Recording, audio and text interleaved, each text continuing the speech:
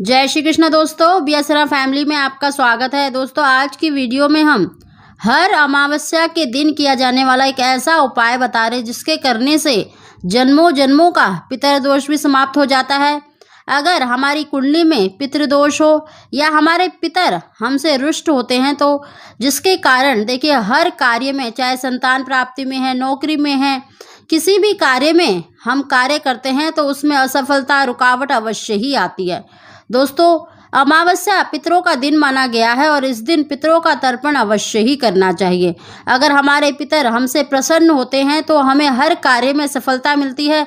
विशेष रूप से अगर संतान प्राप्ति में रुकावट आती है तो पितरों को प्रसन्न करना बहुत ही आवश्यक है, क्योंकि जब पितर प्रसन्न होते हैं तो वो संतान प्राप्ति का आशीर्वाद दे जाते हैं और हमारा वंश चलने लगता है।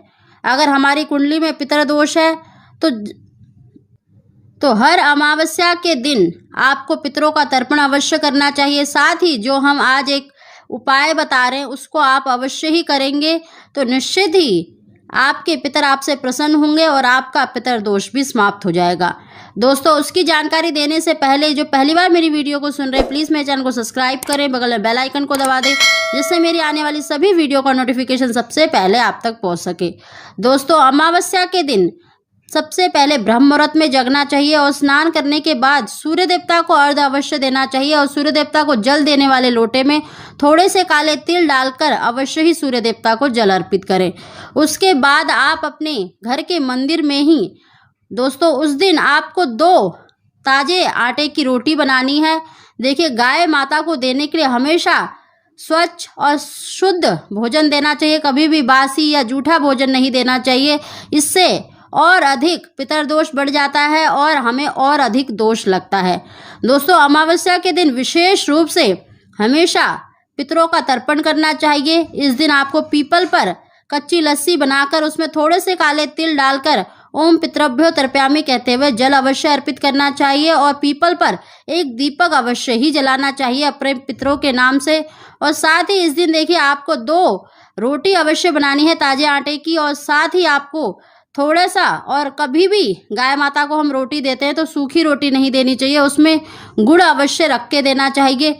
दोस्तों, आपको थोड़ा सा गुड़ लेना है, दोनों रोटी पर आपको गुड़ रखना है और एक में आपको काले तिल रखने हैं और एक रोटी में आपको सफ़ेद तिल रखने हैं। थोड़ा थोड़ा सा सफ़ेद और थोड़े से काले तिल रख दें और उसके बाद अपने घर के ही मंदिर में श्री हरि भगवान के सामने उन रोटी को अर्पित करें और उनमें आप तुलसी अवश्य ही रखें। श्री हरि भगवान का पूजन करें और ओम नमो भगवते वासुदेवाय मंत्र का 108 बार अवश्य ही जाप करें। आप भगवान के सामने एक शुद्ध दीपक अवश्य ही जलाएं। उसके बाद आप ओम नमो भगवते वासुदेवाय मंत्र का उच्चारण करें। दोस्तों, दोनों रोटी को आपको श्री हरि भगवान को भोग लगाना है। उसके बाद आपको किसी भी गौशाला में चले जाएं और वहाँ पर आपको सबसे पहले दोनों रोटी को लेके जाएं और जिसमें आपने काले तिल रखे हैं उस रोटी को सबसे पहले गौ माता को खिलाना है। अगर गौ माता काले रंग की हो तो बहुत ही अच्छा है। अगर काले रंग की गौ माता मिल जाती है तो आप जिस रोटी में आपने काले तिल रखे हैं उस रोटी को खिला दें और दूसरी रोटी किसी और रंग की गाय को खिला दें। सफ़ेद हो, ब्राउन हो, किसी भी रंग की गाय माता को खिला दें। बस विशेष रूप से इस बात का ध्यान रखें, जिस रोटी में आपने काले तिल रखे हैं वो काले रंग की गाय माता मिल जाए तो उसको खिला दें। नहीं तो आप किसी भी गाय को खिला सकते हैं, लेकिन रोटी आपको पहले वही खिलानी है जिसमें आपने काले तिल रखे हैं और उसके बाद दूसरी रोटी जिसमें सफ़ेद तिल रखे हैं।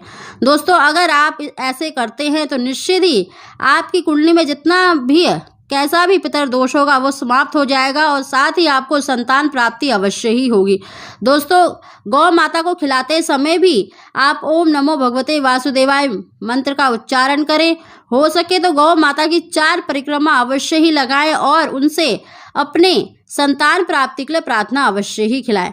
दोस्तों, इस तरह से अगर आप श्री हरि भगवान को भोग लगाकर अगर गौ माता को खिला देते हैं तो निश्चित ही आपकी कुंडली में कैसा भी पितृदोष हो वो भी समाप्त होता है और आपको संतान की प्राप्ति अवश्य ही होती है। दोस्तों, अगर आप हर अमावस्या के दिन इस प्रकार से 2 रोटी गौ माता को खिलाते हैं तो निश्चित ही आपको संतान प्राप्ति में आ रही रुकावटें भी दूर होती हैं और आपके पितरों का आशीर्वाद भी आपको मिलता है।